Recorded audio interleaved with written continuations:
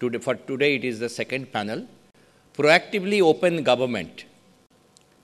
We have tried to get speakers from across the country, but understandably, the people could not make it from Bangladesh and Andhra Pradesh. So we have the chair, Honorable Shailesh Gandhi ji, CIC, Central Information Commissioner, Government of India, in the chair. Then Vikas Agarwal, is he there? From the KPMG? I'm told that he is there. Vikas Agarwal. Can somebody drag him inside? Vikas Agarwal. And then we have Sanjeev ji is already here.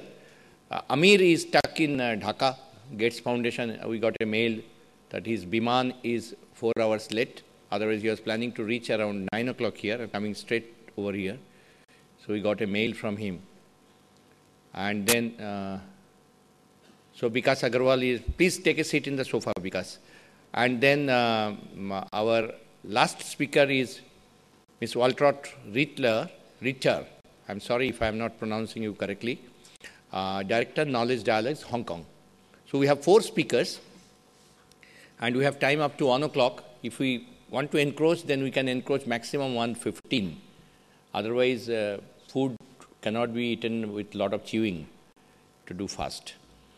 So, sir, because you are in chair and then proactively open government, so I must tell you the first thing which will come into the mind of the people of the RTI, because a very, very considered step towards open government is RTI.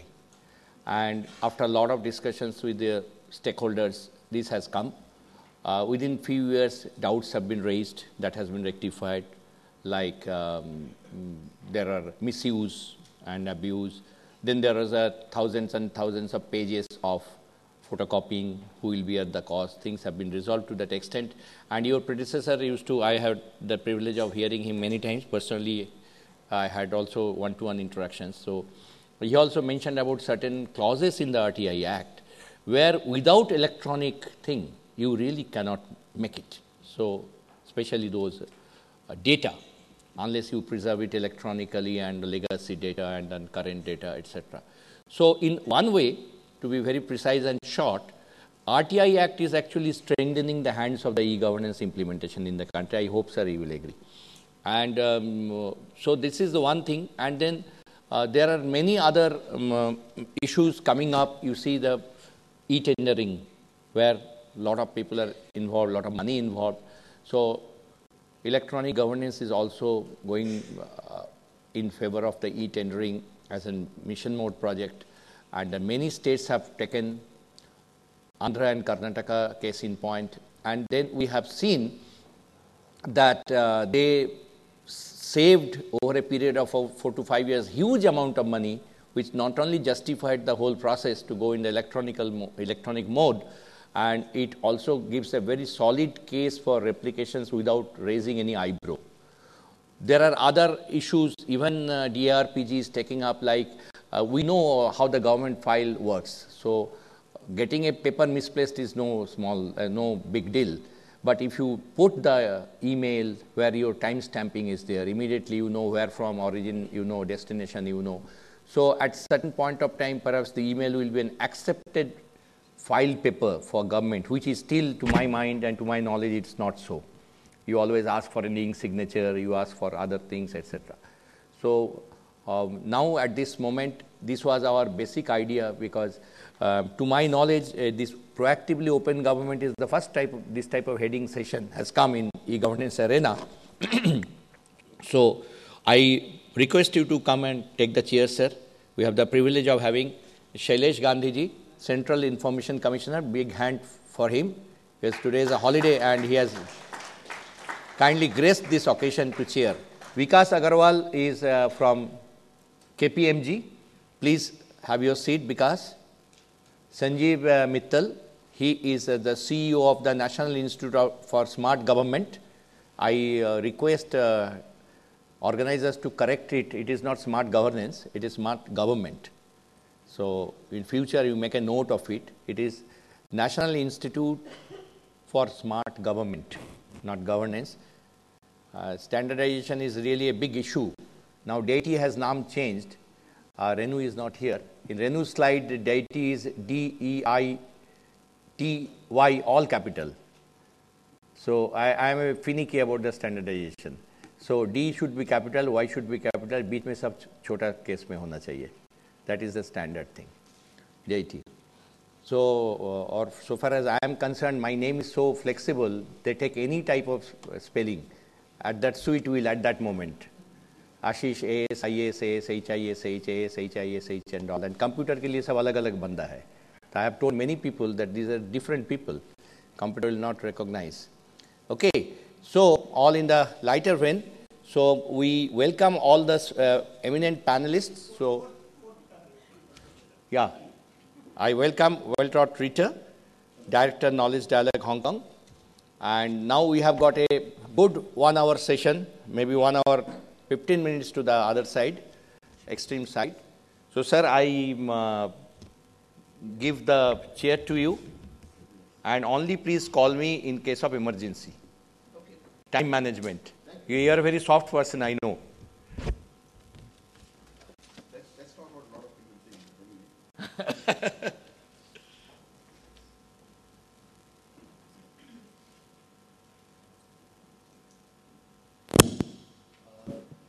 Good afternoon to all of you and to my co-panelists. Now, I know very little about e-governance, electronics and computers and so on because I'm a 65-year-old person. I actually belong to a different century. However, I'll probably give you a few thoughts and then leave it to my co-panelists to decide. And what I was suggesting is that each of you speak for about 15 minutes. I guarantee I will not speak for more than 5 minutes in total. And then we'll have about 15 minutes for questions and answers so that people get a better feel of this. As I said, I belong to a different century in a way. But a few thoughts I want to leave before the panelists and for all of you here. I'm unable to understand why we do not have enough of e-governance. The promise that was made in the RTI Act was that all government departments will computerize their operations. This has been not followed by any department, including the commissions themselves. All information commissions across the country have loads of paper files.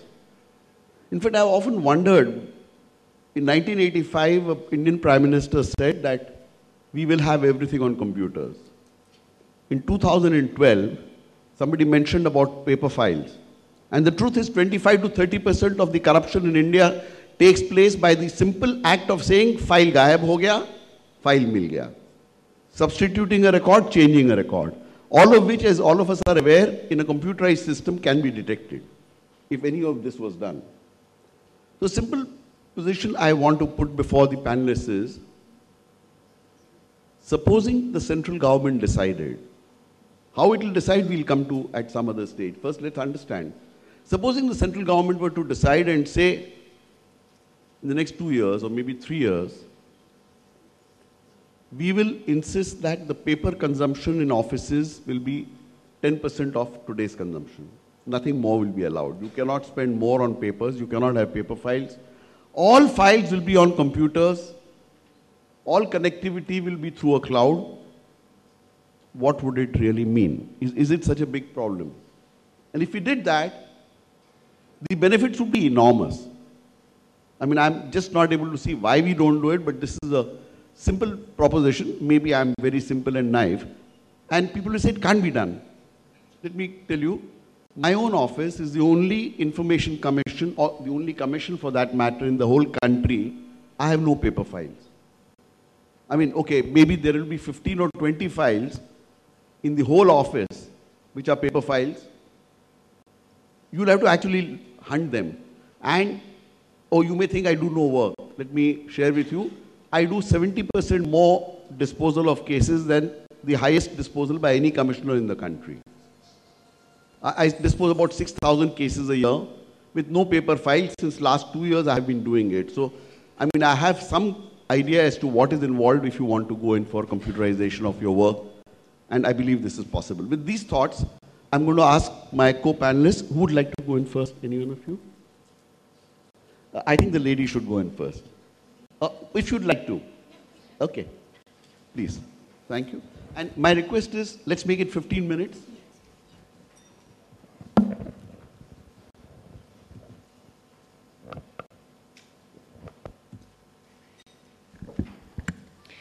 Okay, thank you very much, and good morning, everyone. Maybe I need to explain a little bit why it's from Hong Kong. I'm actually working in the Hong Kong government as on the strategy advisory for the Digital 21. So that is maybe similar to your committee thinking about future governance issues and also about the future issues on the digital economy. And I'm regular in India because I'm teaching at the University of Mysore, Information Economics and Knowledge Economy. So that's why I'm in India quite often, yeah. Just as a background. The topic I want to discuss is maybe a topic that we have not addressed so far, and I think it goes a little bit beyond e-governance. It is the whole issue that comes after e-governance, and that is open data. And this is a big topic in the international circles, and I believe in Indian government there are also a few people involved in this, but it is not yet, I think, a mainstream topic in the e-governance discourse so far. So basically there's two issues here. Public sector information is one term, it's a kind of a technical term, but maybe you are more familiar with open data or public domain or also information commons. What this is about really is the OECD gives a definition that public sector information is everything, all data and information that is produced by public bodies. And that's, of course, a huge amount of information. If you think of India, this is not only state agencies, but also local agencies, semi-public organizations, universities, research institutes. So probably this is several 10,000 organizations. And all of these organizations produce as a mandate or as their very reason for being some sort of information. Some of this information is valuable, some of it may not be valuable. But you may say the very purpose of public organization is collecting and curating information, because that's what you need for policy making. And India has already RTI, that was in 2005. And RTI is maybe the first step, but RTI is more about access to information and the right to access of information. And PSI, or open data, is the next step, that is creating economic value from information. So it's not only do citizens and business have the right to information, it's also you should use this as a raw material to create new services and applications. So the economic perspective is really maybe the new thing that comes into this whole discussion. So yeah, the economic value creation. And to give you a quick example, the weather information. This is from Europe here. Weather information typically is a government monopoly, so probably you have also the India Meteorological Institute. And who owns this information? I mean, there are all these experts who are collecting this information, and they are also, people can go to the website and check the weather and so on. But the weather data itself, the raw material, not the reports, who owns this information? And from the Netherlands, which is a small European country, before the Open Data Initiative, this was a 15 million euro market. That means the National Weather Office sold the data to news agencies and publishers and everyone who wants to have this information.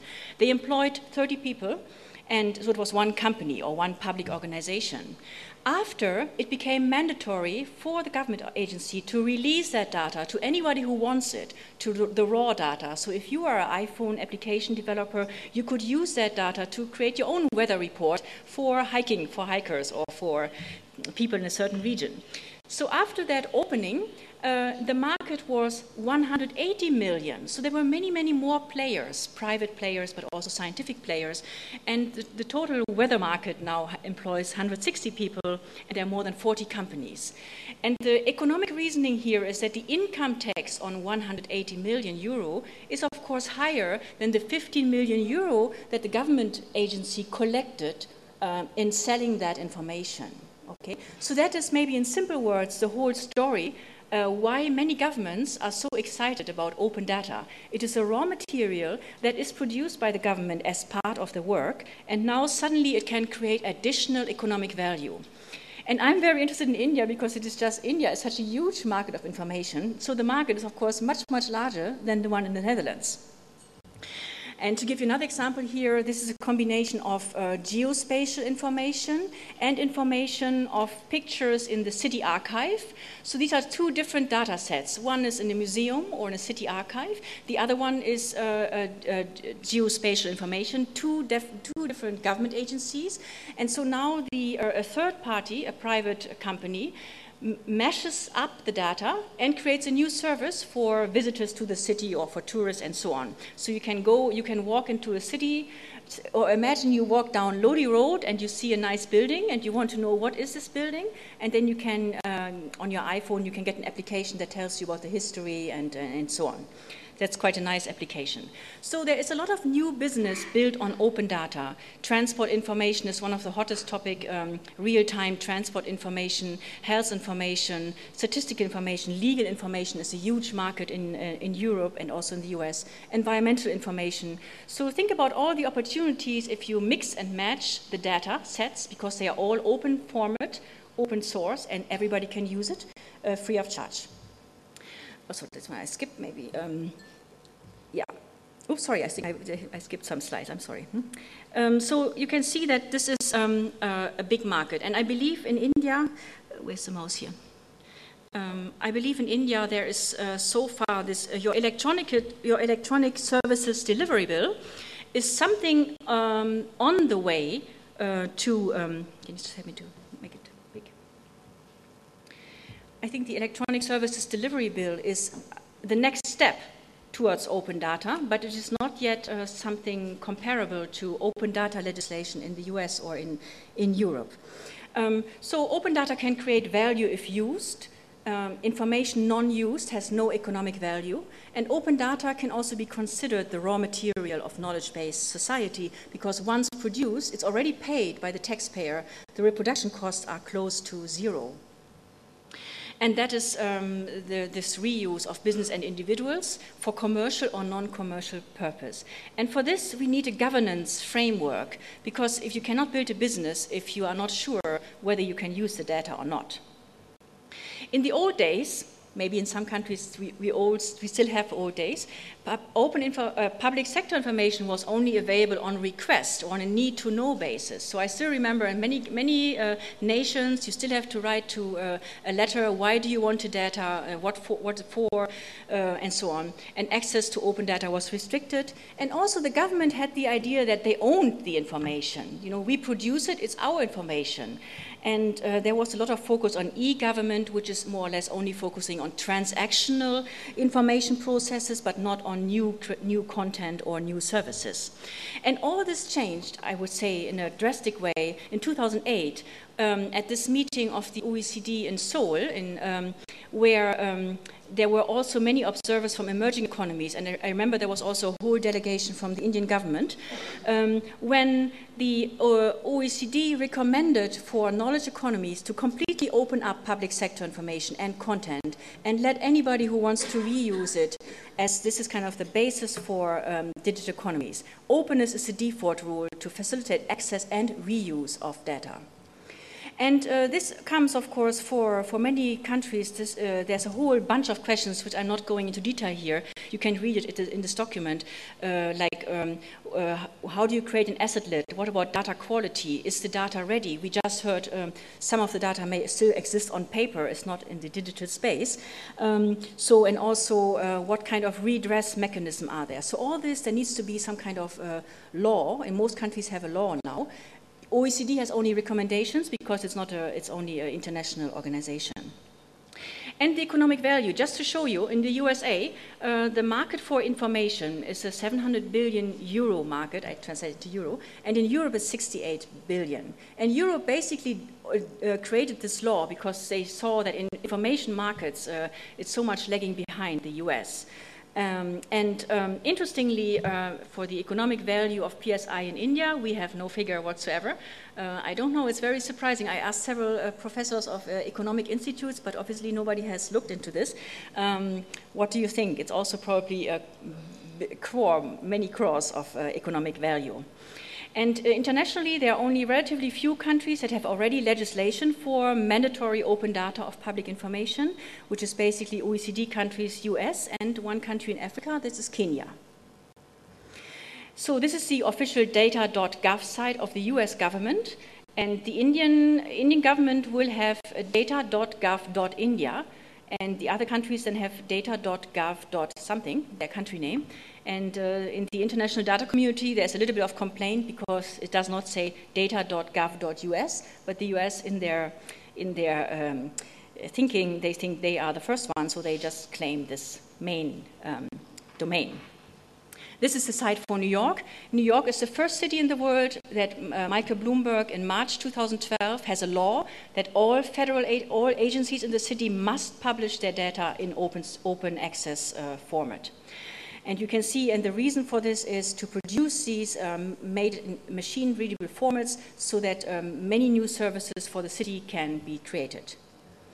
And in Australia, same situation. As in 2008, an economist had a review on the national information policy and also mandated this open information. In Europe, we have a law, or directive as we call it. It's a directive from 2003. And you can see all these countries in Europe have to comply with it. They have to comply and translate the European directive into national law. Some are doing this quite well, others don't, but it is mandatory. And to show you one of the examples, yesterday somebody mentioned about the geospatial information in India, that there will also be a big portal for all this information. This is something that has already happened in Europe. This is GeoPortal. So any software developer or any researcher can download the data in Excel or in other formats and create your own maps. So it is the mapping data that we are interested in. And this is our information minister, the commissioner of the.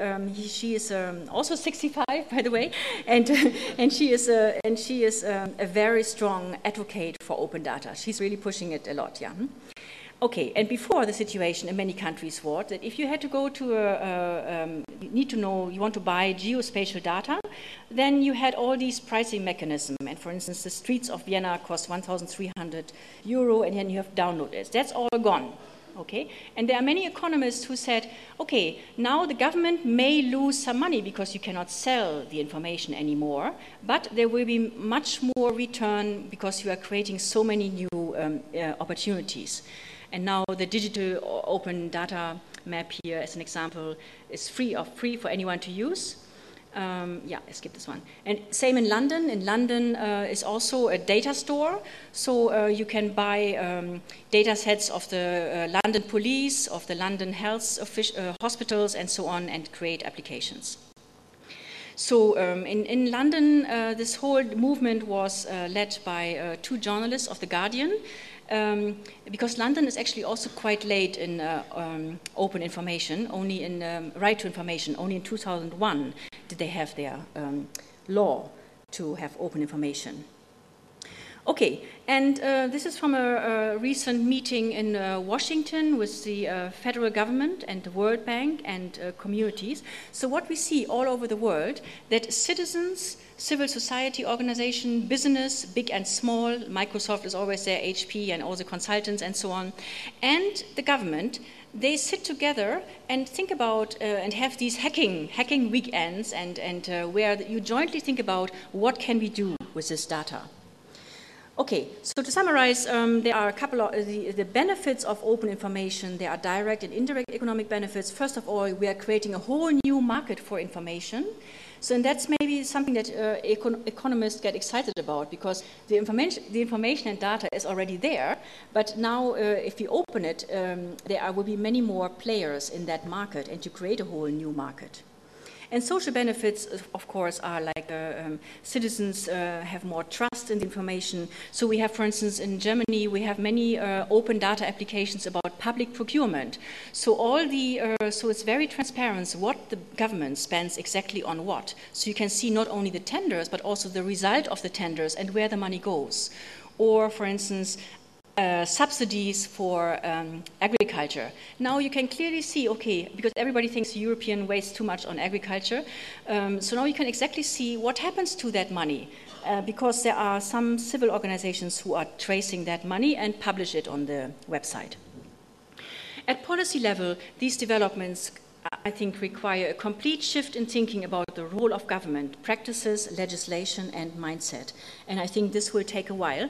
And we also need to think about how do we adapt our other laws in the digital age, like personal data protection law, RTI laws, access and archives and access law, copyright laws. In many countries, the government owns the copyright on their information. I don't know the situation in India. I think it's mixed. Sometimes I see a copyright note, sometimes there's nothing. And also the financial issues. So each country has its own information policy and laws regarding to the public data.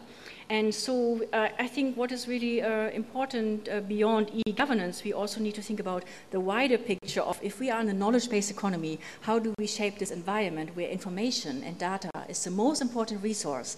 But we must change quite a few laws to enable economic benefits. Okay, thank you very much. Yeah.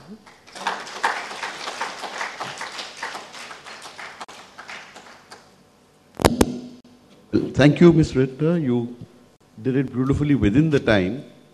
On copyright, I must share with you the Indian Right to Information law actually implies that the government will not deny anything because of copyright. So, whereas copyrights of others are to be recognized, but if it's a government copyright, that cannot be a ground for denial. So that's the position. But this is very fascinating.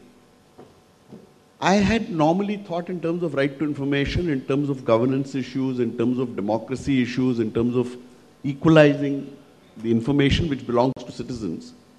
But the dimension that you gave of economic activity being generated with open access is a very interesting concept. And the way I have always looked at it is if all government offices work on computers and this is all on a cloud, and only if some of this information may be denied to citizens, otherwise access to all information should be available to citizens. That's the way I often think of it.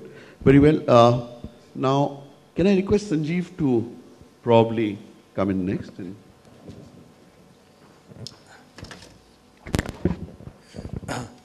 Good afternoon, and thank you, Mr. Gandhi, for giving me this opportunity to talk about some of the aspects about e-governance as we at NISG see them. And as we look at e-governance, I think I do come across a situation that in a lot of government departments, we still have a very much of a paper mentality. And I was in some meeting where somebody was saying that we have done all these computerization, that now if you want an income certificate or a caste certificate or something, you can apply it online and you can get it, digitally printed, etc. And of course, that's one transformation, that you can now get a printout from any other kiosk or something like that. But the question which comes up is, why do you need that paper at all? If you're talking of e-governance, you need a caste certificate or an income certificate or a school leaving certificate or a birth certificate. Do you really need it? What is the need of that piece of paper? Because ultimately you need it only because some other government department needs you to certify that you were born on this date, but that information has already been collected by some other government department, because it's been that they want a certificate which has been issued by some other government department, and it's just that you apply for anything and they'll say, okay, give me that printout of a particular thing. And one of the things which can be done is that if you can start seeing that if all the data all the government departments were connected, you would have a situation that you're applying for, say, a university, you're applying to a college, and they need your school leaving certificate. Why do they need a school leaving certificate? It should be available on some other database. You should be able to go and access it. right? So we still have a lot of focus on paper. And I am reminded of, we had a trip recently to Estonia, and a very important document like a driving license. We said, look, now driving license has been computerized and you can get it, issued like this and that, etc. But you still insist on either a card or a driving license or something, some paper, something has to be issued for you to authenticate that you have a valid driving license. In that country of Estonia, they did away with driving license. You don't have a driving license at all. It doesn't mean that everybody is free to drive. You still have a driving license, except that you don't get a card. And we ask them, how do you do it? Like if you are caught in a situation somewhere and somebody wants to know, the police wants to know whether you have a valid driving license or not. How do you find out? They said, very simple. We just take his UID number, or there of course they have got a card. They put that card, or you could just take a UID number in case there was some way to identify that person. He says, my name is XYZ. You enter it into the database, and all the database of all driving licenses available to that police officer, and he can check your photograph, he can check whether your driving license is valid or not, he can check whether you have committed how many traffic offenses, and all information is available online. So that need for having a separate piece of document or a separate card like a driving license is not needed at all. Because what is it that all it is, the driving license is telling you is that you are Mr. ABCD and you have a valid license, which has all been issued by some other computer system. So I think there are, when we look at e-governance, we really have to think of transformation. Make things simpler. Don't just say that this is what we were doing it in a manual form earlier, and now in place of doing it manually, now we issue it through a computer system, but still focus on a document. For example, your degrees. If you are passing out from, you are applying for a job, people want to know whether you have a degree or not. Again, the focus is on a piece of paper. You get a degree which has a stamp, which has an authentication, you show that, and that says, yes, I got a degree from this college or this university or whatever. But we know that if you're relying on a piece of paper, it can be forged. How do you know it is a genuine document?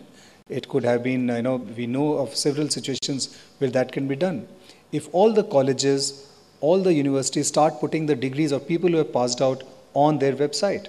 You apply for a job, people say, did you pass out from this institute? Of course, go on the website, check, my name is this and this, and you'll know whether he passed out or not. What is the need for having that piece of paper called a degree certificate? Again, emphasis on a piece of paper which doesn't add any value. It gets lost, it gets mutilated, it can be forged, all kinds of things can happen.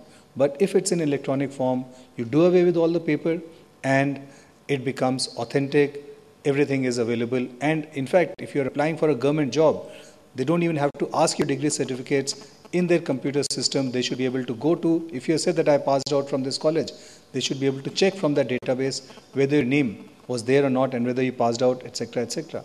Rather than again focusing on a piece of paper issued by some government department which is needed by some other government department. So that is just some of the comments I wanted to make about paper. But I think as we move into the electronic age, as more and more information is on digital form, one area you have to look at is information security. Right? It is, I think, important that more and more information is available to the public. But where do you define what is confidential and what is not is another very serious aspect to be looked at. Government departments very often try to keep everything confidential, we will not share it, etc. Of course, RTI Act has made a big difference in enabling data to be shared. And yet, there are things which need to be kept confidential. We were talking to Ministry of Home Affairs, and there was a delegation which had gone to USA recently, and they were talking to about information security with the White House people. And one of the biggest sources of embarrassment for the US government was the WikiLeaks. Right? We all know all kinds of communication, emails and other kind of secret confidential information sent about various governments by the ambassadors all came out in the open domain, which led to a huge, I would say, diplomatic disaster for the US government, because whatever an ambassador is saying, a lot of confidential information about various countries, various presidents, and various other people in power came out in the public domain, which led to a lot of embarrassment for the US government. And they were trying to figure out what happened, how could such information leak out, what went wrong. And when you're looking at information security, it is not about how to have better computer systems which are more secure. It's not about network security. A lot of these are people issues and process issues. It was somebody inside who had access to some kind of information who leaked out all kinds of these information. So it is not that it was broken in by some Chinese government, somebody hacking it and got into the system. It was all people who had valid access, but certain processes broke down.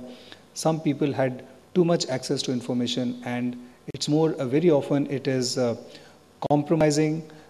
Somebody got compromised who took that information out and leaked it out, and that is how embarrassment to the US government was extreme as a result of the WikiLeaks. So information security is another area where a lot of thought has to be given as you are looking at more and more things moving into the electronic age, and therefore it can have different repercussions. The other thing which I wanted to talk about was what kind of areas do we get into e-governance. Right? We have all seen some of the very successful projects like MCA 21, which all the information about corporates is available on an electronic form. And my previous speaker was talking about the value of this information. If each company is filing their quarterly or annual returns with all the balance sheets, profit and loss accounts, etc., electronically, you can imagine the wealth of information collected by this department. Any analyst, anybody doing some research on India and how companies are doing, whether the steel sector is growing or not, whether their costs are in this line or not, what their operating margins are there, all that information is available in electronic form for people to do analysis and get more meaningful information out of the data. Earlier, all this filing was done on a paper basis. There was tons of paper, tons of records being coming in. And if you had to get some information about a computer, you could write pay 10 rupees and somebody will give you that document. But yes, getting that document is fine. But if you need information about hundreds of computers and you want to analyze it, it became a mammoth task. Today, it is through a click of a few buttons, you can analyze that data much more effectively. And people are willing to pay huge amount of money to be able to access the data. Of course, whether the government of India should charge for that, giving that data, or give it free, there are separate aspects.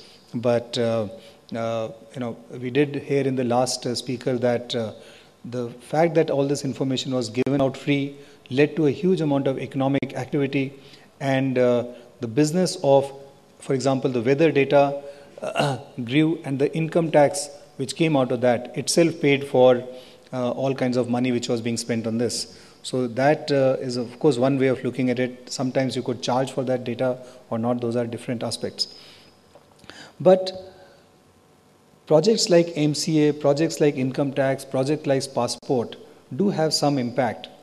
But now the government is moving into things which start impacting the common man in his day-to-day life. Things like education, health, public distribution system.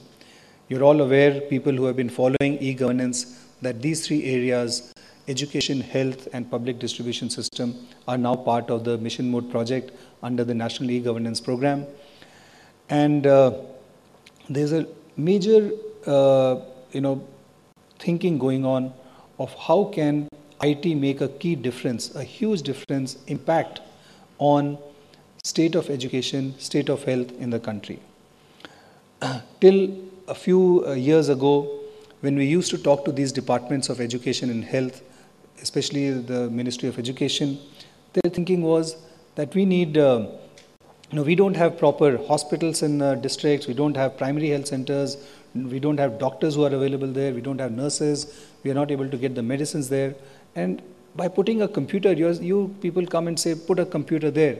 How will it help? If a person needs a nurse or somebody, a computer is not going to solve his problem, which is true.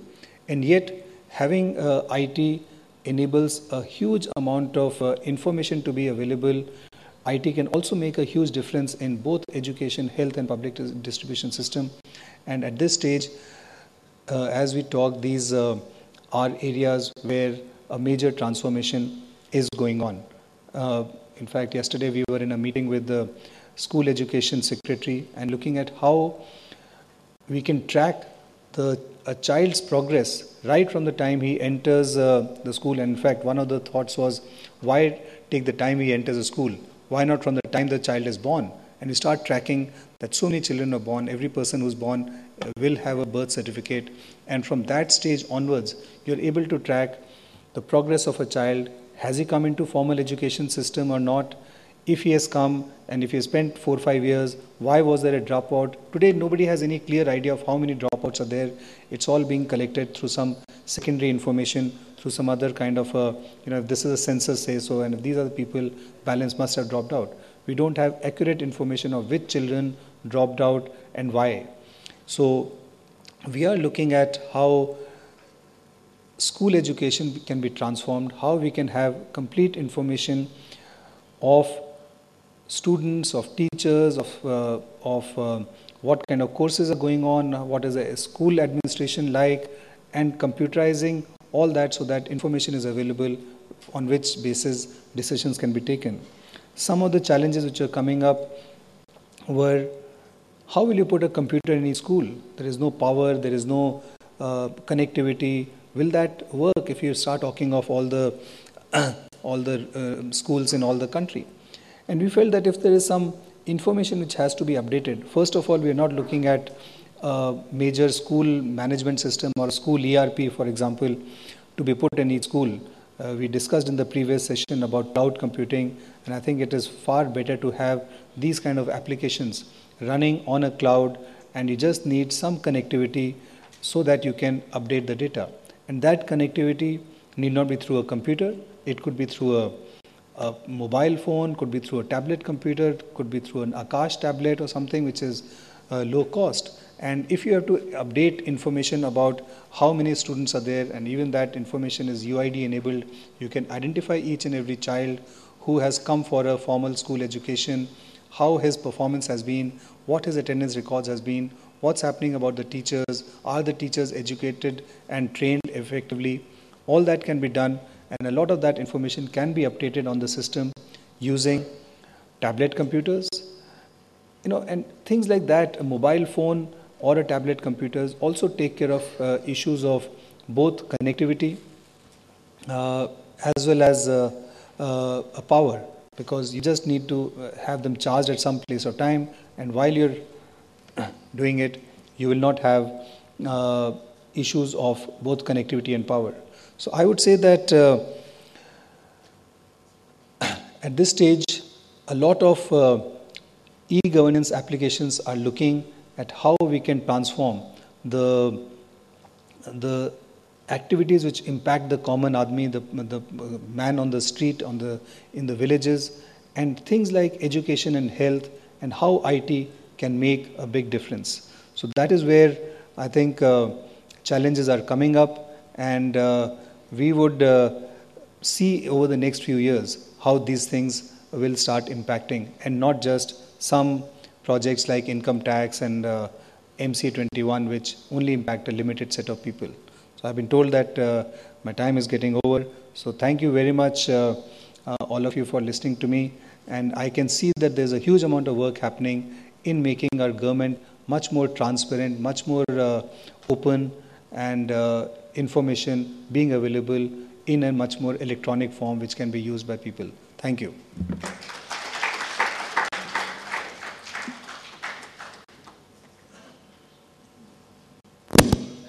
Sanjeev,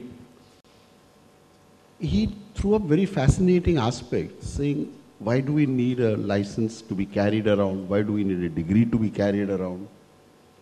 And this is very interesting and very fascinating.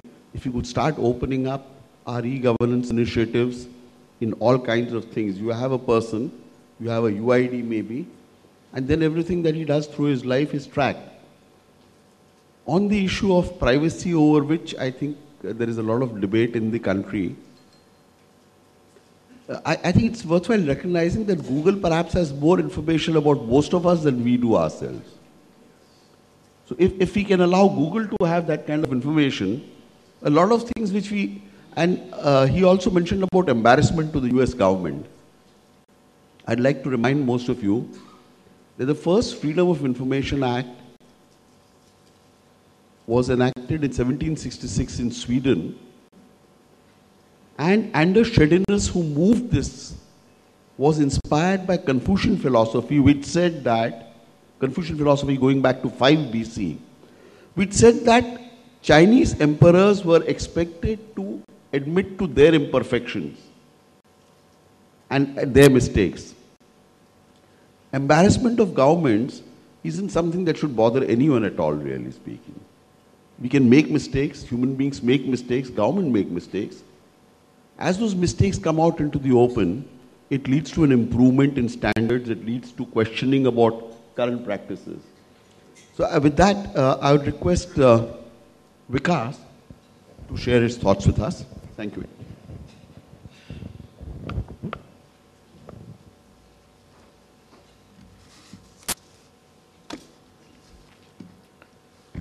Good afternoon, ladies and gentlemen. We had Waltraud sharing some deep insight into open data and how open data can be utilized and is being utilized across the globe. Then we had Sanjeev talking about the E part of the government. I would like to go into something which is a step below. When we talk about open government, what exactly is open government? Some theory, but which is very relevant, and some practical nuances of that theory.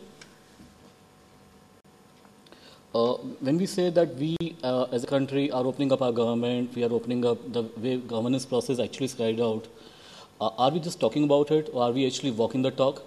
Because when we talk about government being open, there are some very, very rudimentary indicators which have to be in place. So transparency is just one of those. So when we talk about RTI or Freedom of Information Act, what it actually is ensuring is some level of transparency, which probably is increasing day by day and is bound to increase day by day, not merely because government is willing to increase it, because there is going to be pressure from citizen groups to increase the transparency. But what about the other factors that actually count towards open government? Citizen participation, which in our case we do have in limited form when we talk about Panchayati Raj institutions, wherein citizens themselves get together and have some kind of jurisdiction or some kind of role in the way they are governed, the way the processes affect them. Accountability. Why we have RTI?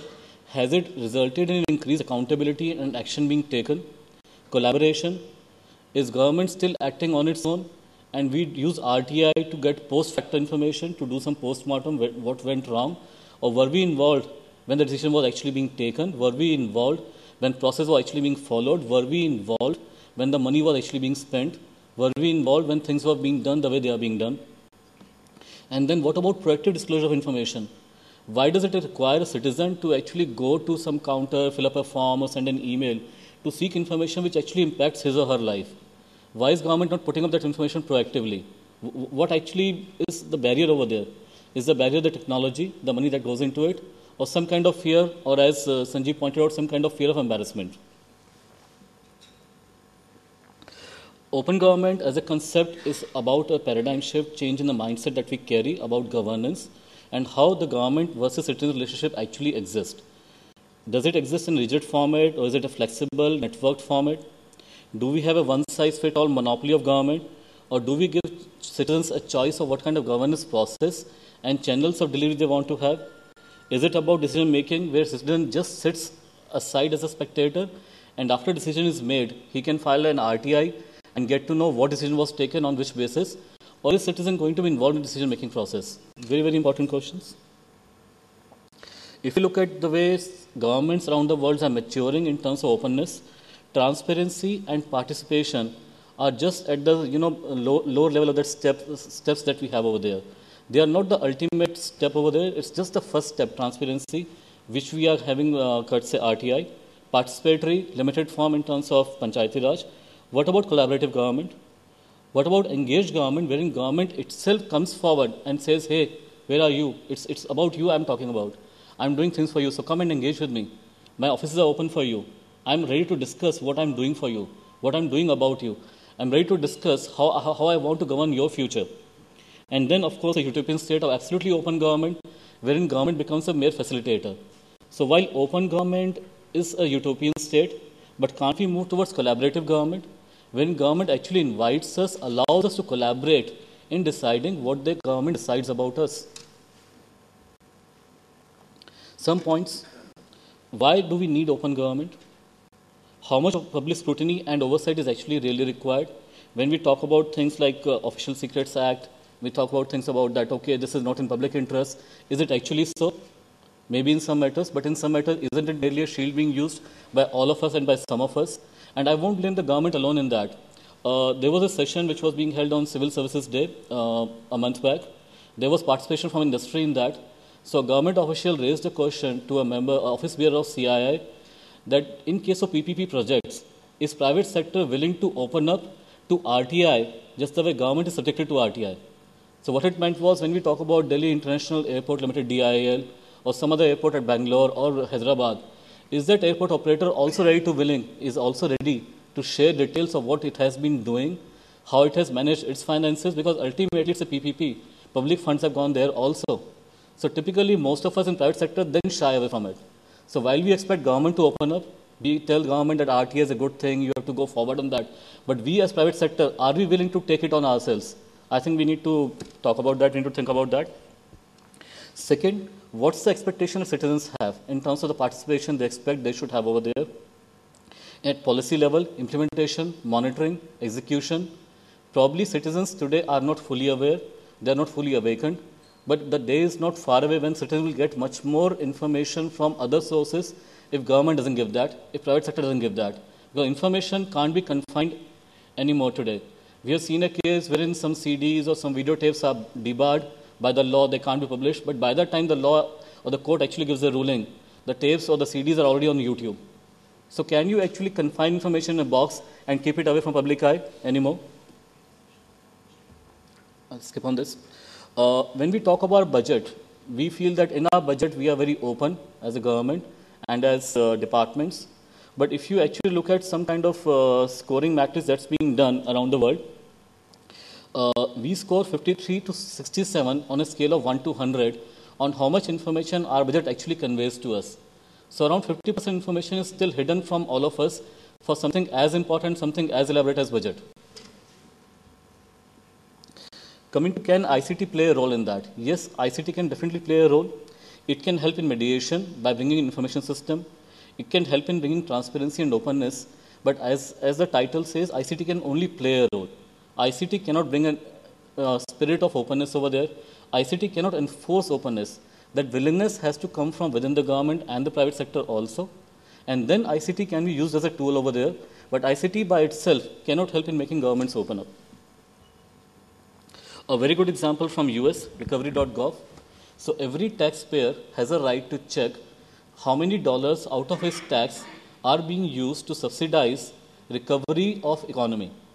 So if government says I'm using X percentage of your tax dollars in giving something to contract, something to entitlement, something as tax benefits, then I have a right to know where it is actually being spent and what outcome is it bringing out. A very simple website, very innovative, not much of technology, but very, very basic facts. So you get a dashboard view, if you want to get a dashboard view, that okay, what is being spent overall in the country or in my county, ranging from country to my county. You get a GIS view, so you can just start clicking on the map of US. You go to a state, you go to a county, you go to a sub-county, and you see exactly which contractor was given the contract out of your money to make a drain in your neighborhood, and the drain which actually today is not functional or not existent. So everything is mentioned over there, and it's not only money which is mentioned over there, it's also mentioned who is the contractor, what was the contract value, who was the competition in some cases, who are the people involved in decision making, who are the people who actually are supposed to monitor that. Everything is over there. So just start clicking and you know things are there for you.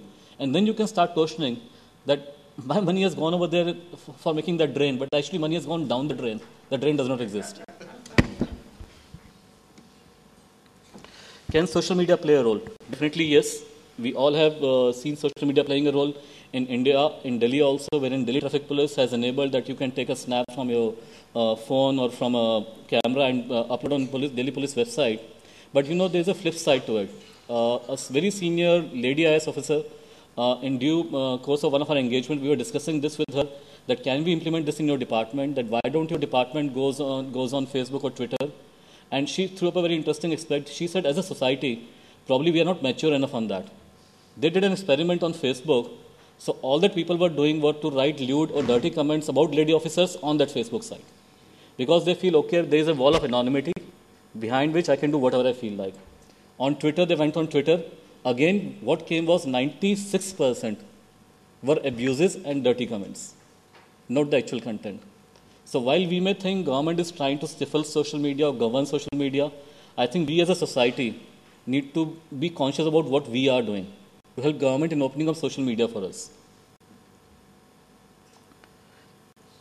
Participants within government for enabling an open government, it has to start from the head of a department or head of a state or head of a ministry, who in turn has to involve policymakers also. Because if the head is convinced that yes, this is a degree of openness, participation, collaboration that I want to have, then probably some legal changes will be required. Some changes may be required in some policies, some GOs may need to be issued, some manuals may need to be amended. But yes, the head first has to be convinced about it. His buy-in, his willingness has to be there. And then there need to be a mission mode officer assigned to it. And of course, information officer can only give information which is being made available to him. So we really can't hold information officer responsible for not sharing information to which actually he himself does not have access, because there is no policy behind that or there is no mechanism behind that.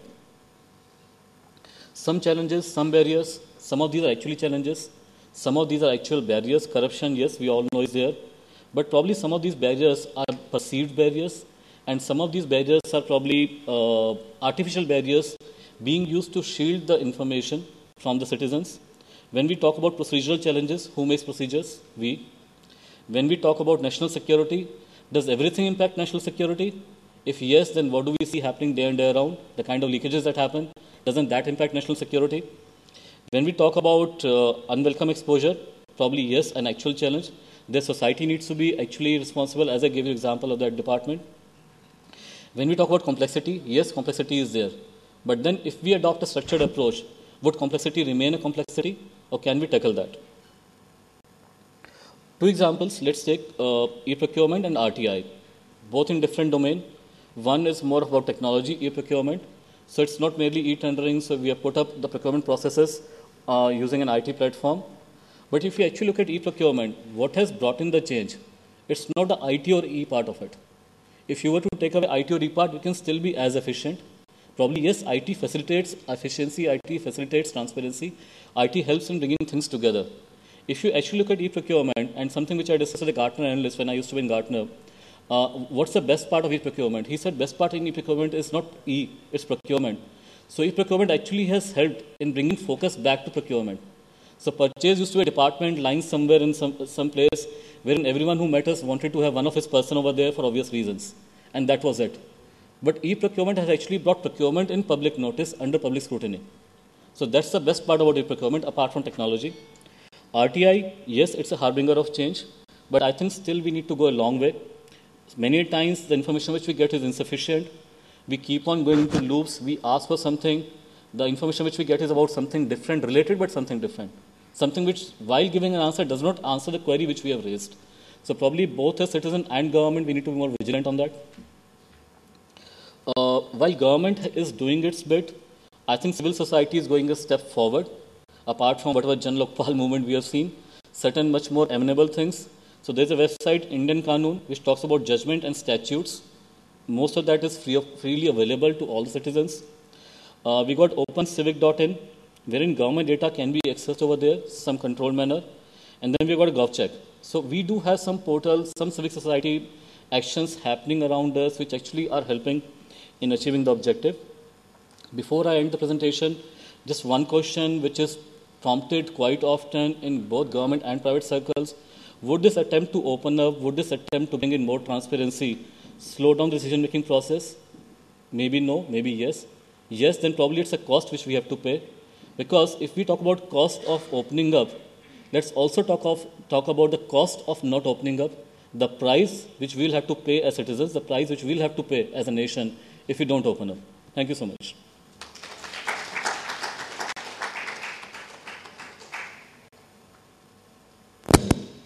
Thank you very much.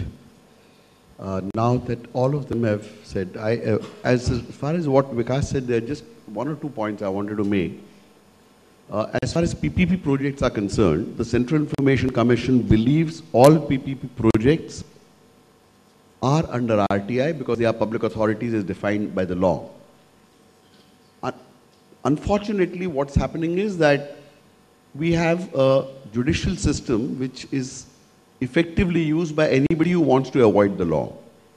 So when the commission rules that they are a public authority, they go and get a stay, and they know they can spend the next 1 decade in the judicial processes.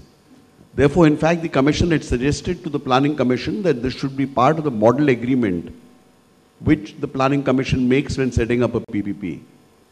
But the planning commission is not willing to do this, so therefore we have a problem. As far as the private sector is concerned, there has been a thinking that some of us have put across to private industries, saying that if corruption hurts you, if you are honest, why don't you unilaterally decide that you will put up all transactions that you have with government on your website, on your own, without any legal requirement? If we could get a few hundred large businesses to do this in India, it could build pressure on all the businesses to start doing this. And it's very difficult for me to imagine that there are no businesses who have a stake in promoting honesty and transparency. But this is a thought that I wanted to share. Now I think we'd like to have questions from the audience. Is there anyone else who... Either it means that our panel has said everything and there's nothing further to be said, or of course, stronger reason, everybody is hungry. So if there is nothing, we'll wind up the session. Okay, thank you. Thank you very much.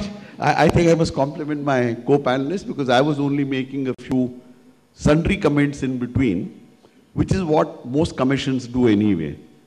So thank you very much. And I'd like to give it over to the organizers.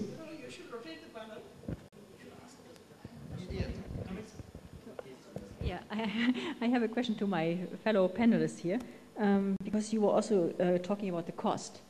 And I was wondering if anybody in the Indian government has already commissioned a study on, is it better to sell information, to charge for information, or what's the alternative? These costing models, have there been any studies on this so far?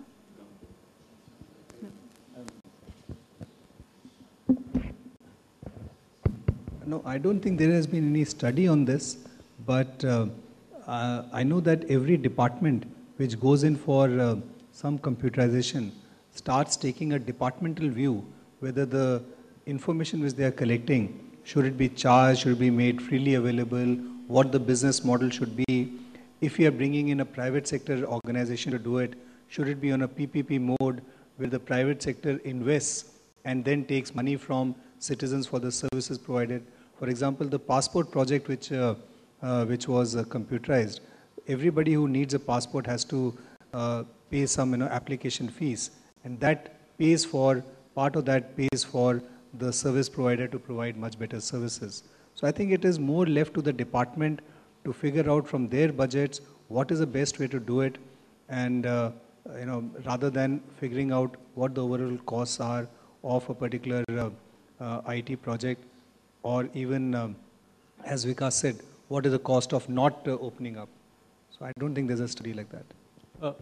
There is no study, but my own analysis based on various observations, if I may put it, being in the RTI movement since the last 8 or 9 years, is that trying to collect the money from citizens actually costs the government more than any monetary value. So, and when I look at your data, I'm convinced that it's far better to allow economic activity to grow, which by itself would compensate. Yes.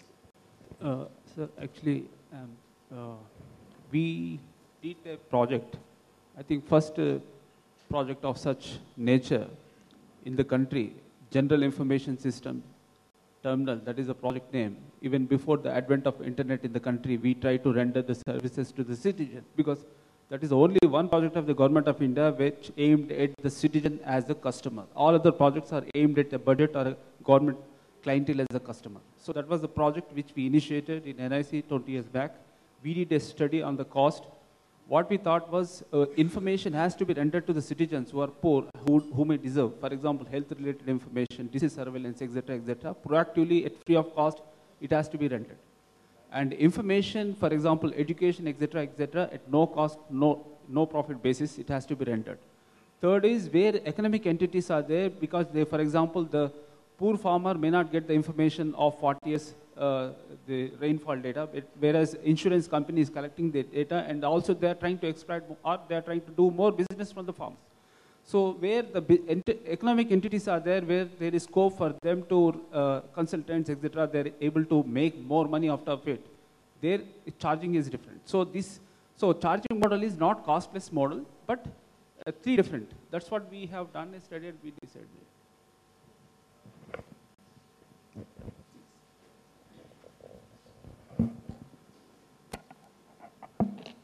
So, question is about the cost of not opening up. So you mentioned about Vikas that so has like there been any study or estimates in any other country? And sir, another question to you, the RTI. So if I am an individual and I ask a department and I have the answers, so that information is only available to me one-to-one. And if there are like 10 other people who will ask the same info and to the same department, and again the department will process and put that information one-to-one. Can you actually ask all departments that whatever information you are providing under RTI, just put it also on the website? So is it possible? Well, I'll On the cost part, I'm not aware whether there have been any international studies or not, but I can give an example to cite how costly it can be not to open up. In one of my consulting engagements, I was not in KPMG that time, and with one government department, we were helping them in making a PPP model-based 24/7 channel. I won't name the department, may not be the right forum to do that. The department held on to its data. They said while channel would come and take data from me, they'll have to pay for the data. Not only that, whatever products they make out of that data, they'll have to pay a royalty to me on that also. Not only that, whatever revenue they earn from advertisements, I'll get a share of that.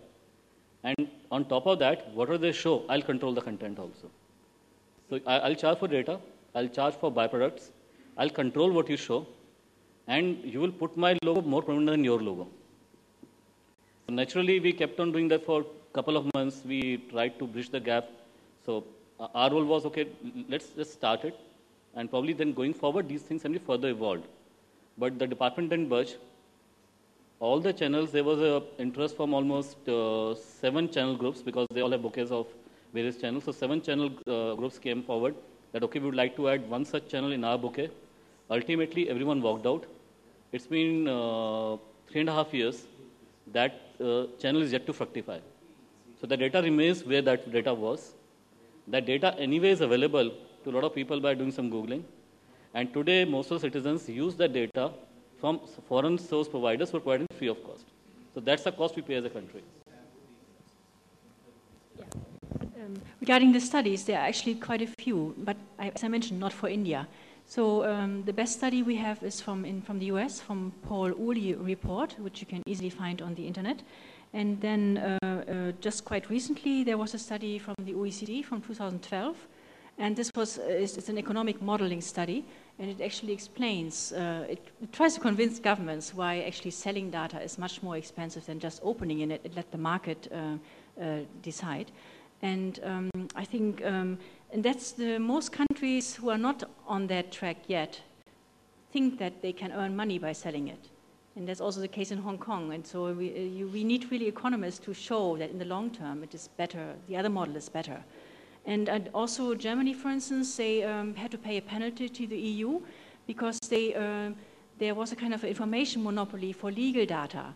So that means data about court decisions, it went directly to a legal publisher, and then this legal publisher sold it to universities and law firms and so on.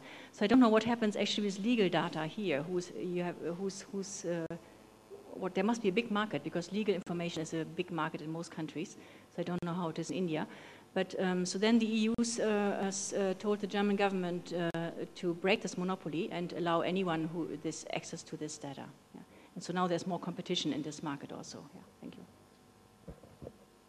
As far as I know, I think the judicial pronouncements, the judgments here are open, meaning it's open to everybody to use it. And there are various publishers who are using this data in India,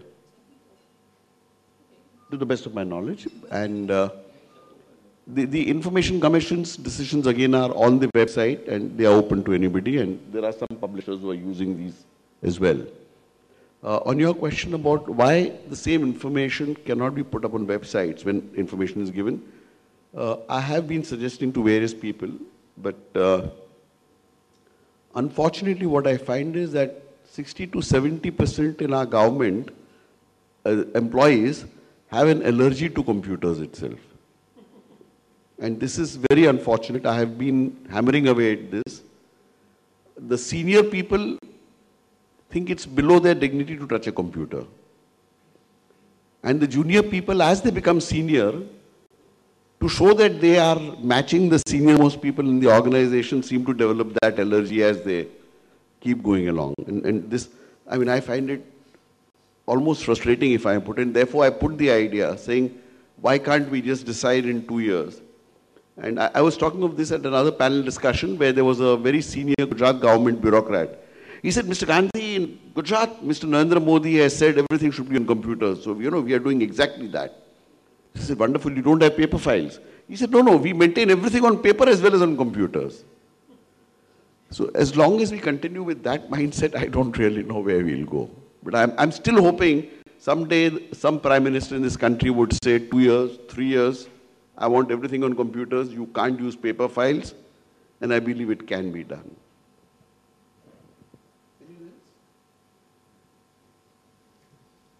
I think that will be the last one, because I'm sure people are now hungry and would like to go for lunch.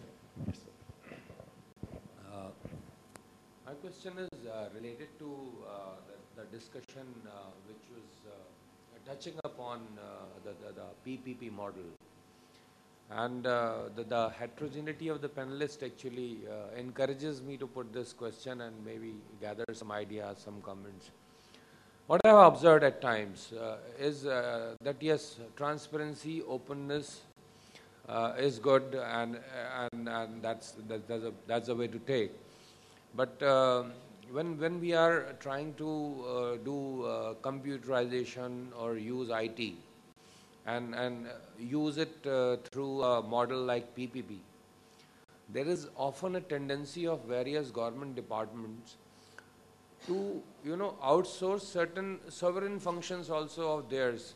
And I was party to model RFP building process with the Department of Information Technology, where I raised this issue, that is there any kind of guideline or policy or any kind of censor like the Information Commission we're talking, which actually checks that before RFP goes whether you have crossed those lines.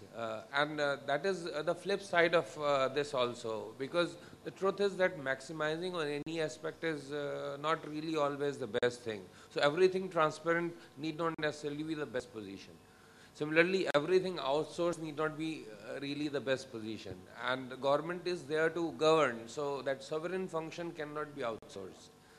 I would like to hear some comments. Okay. I don't agree with you, Abhitosh, because... Sir, I'll just interject and add something. Essentially, here, the government by outsourcing at times tends to, cover its inefficiencies. that look, I was not able to do it well, so I have put the cap on somebody else's head, and now if that guy doesn't do a good job, well, I'll change him and let somebody else do an equally bad job and continue in perpetuity. So I have painted it in a worse way so that I don't, give a very long discussion. I don't agree with you because in my consulting career, I have not seen any government department outsourcing the sovereign function. Even if you take example of any DPI or RFP, once a consultant or outsourced partner makes a DPI or RFP, the concerned officer is supposed to move that forward. Consultants can't move it forward. That officer is supposed to have his own committee, do his own deliberation. He has to put his own notings. He has to check from policy perspective. He has to refer it to government's legal department if they have their own legal cell, or it goes to Ministry of Law or Department of Law in state governments. It goes through multiple committees, including empowered committees and ESCs and whatever.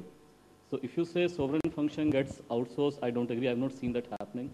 Whether it's a PPP project or whether it's just making an RFP, I have not seen it happening. Because as on date, no consultant is allowed to write even on a green sheet, which government uses as a basic document. Consultants are not allowed to write on that. Yeah, I think my point was not communicated well enough. Sanjeev to give his... All I'm saying essentially is that I'm not referring to RFP making process. Eventually, you are trying to do a job which a government job was doing, government was doing, and now you're outsourcing some or all of it. So yes, all of it would not happen, but some of it also is questionable, and my interest is to get some input as to what are the checks and measures available within the government to prevent this from happening. I think the point which you are raising is that when the government gives the job, outsources some part of the task, do they just delegate or do they abdicate their responsibility? And in my opinion, and we have been seeing dozens of projects, the government very clearly is still owning the complete responsibility of the project. In case something doesn't go wrong, nobody will come and catch the consultant that this what you said was not right, because consultant gave his inputs. The government department decided to accept, or they can reject the consultant's inputs. So I think my experience has been that all the government departments and ministries do own the projects. They do realize as part of their RFD, the results frame document, that they are supposed to enable this to happen, and they're using help because they don't have enough right kind of manpower within the government department which can take care of a lot of these aspects. So they're taking help from somebody else. But I definitely feel that ministries definitely own each and every project which they are executing. You made another point which was about a model RFP, and some model RFP was made, and how do you ensure that all the RFPs which are coming out conform to that or not? And again, I think the question comes up of how much of freedom you give to each department. If I as a department have to own my project, and I think that my RFP should have these features which may be slightly different from the model RFP which has been circulated, I think that's fine, because the more you start tying up their hands, then they feel, okay, I'm not owning it. So I think my experience has been that in a large number of aspects of this nature, ownership is given to the ministry and the department, because ultimately they are responsible for delivering the end results, and they'll be held accountable. I will probably have a slightly different view from both my co-panelists. I mean, you have certain reservations about the PPP model itself, as far as I can see. And I personally feel a significant number, I'm not saying all, but a significant number of public-private partnerships, as they are called, are public gives, private takes. I've had in RTI a disastrous situation once, and there are many such cases, but in one case I remember a PPP project was started 3 years back, just 3 years before the RTI was before me. Government had given the land, and it was supposed to be for some number of years, and there's some revenue sharing model. And this person had asked for a copy of the PPP agreement. The government department said, we don't have a copy of the PPP agreement. It was acknowledged that we've given land. So for how many years is the agreement? whatever the PPP partner says. What is the revenue sharing model? Whatever the PPP partner says. This may be one of the worst cases, but this is a case that I have been witness to. I wrote all that down in my decision and couldn't do any further. So, no, in central government, sorry. And in the capital of the city, of this country, sir. But I think the question which I was referring to was, I am not saying that PPP models are the best way. I was saying that when a government department outsources something, do they abdicate their responsibility?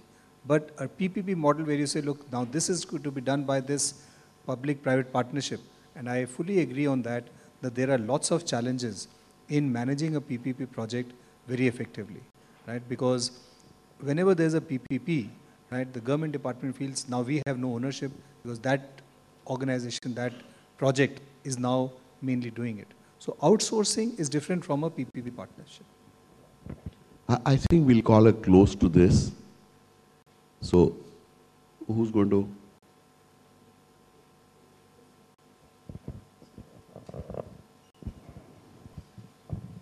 Thank you very much. Thanks to all of you. So, thank you, sir, for conducting the session well and on time also. 1:15, I was thinking the outer limit. So, we are very much on time. So, now we have the lunch break. So, I will, before that, I will ask Ravi to please come. And first chair, yes, sir, please give your co-panelists this memento.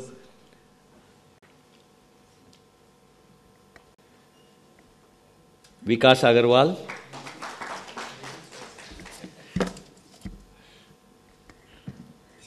We started from Hong Kong. And Sanjeev Mittal, CEO NISG.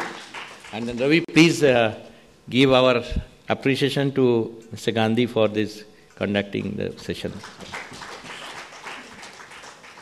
Thank you, sir. We break for lunch and then keeping 1 hour for lunch, so let us reassemble at 2:15 sharp.